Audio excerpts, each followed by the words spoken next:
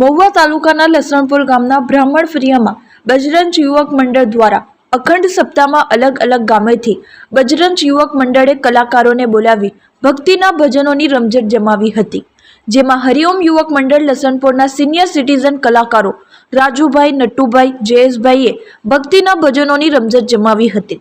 ત્યાં સાંઈ યુવક મંડળ વેલણપુરના બાળ કલાકારો તબલા વાદક મીત પટેલ, ભજનીક પ્રીતિબેન ઢોડિયા, સેવકભાઈ ઢોડિયા,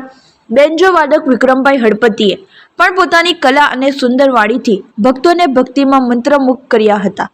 જ્યાં હજારોની ભક્તોની ભીડ જોવા મળી હતી।